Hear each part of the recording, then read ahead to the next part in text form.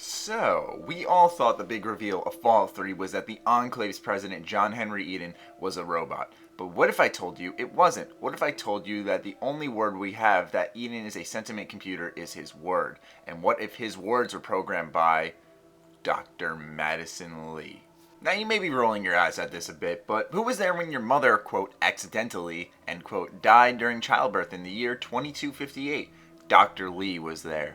She knew that the Enclave hadn't fully transferred from west to the east coast, and she couldn't afford the Brotherhood to take control of the waste until she was ready. So she decided to delay the project by killing your mother. Unfortunately, her plan worked too well. Rather than delay the project, she destroys it, and the team disbands when they fail to produce the results without the GECK.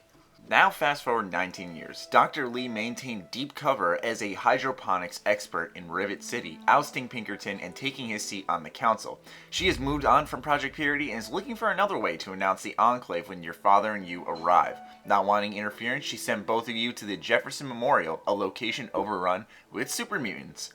Clearly she expected both of you to meet your death there.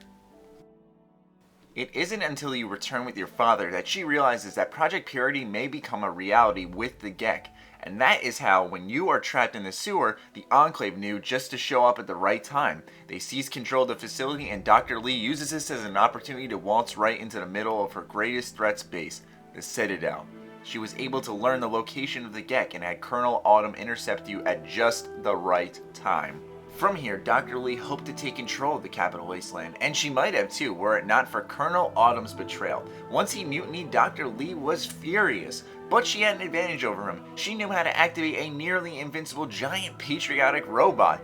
You really didn't think a lowly hydroponics expert could do that, did you?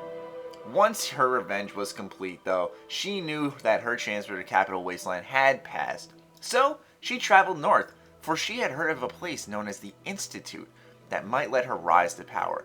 And that's how the next Fallout is going to be, about stopping Dr. Lee's power grab and avenging your mother's death.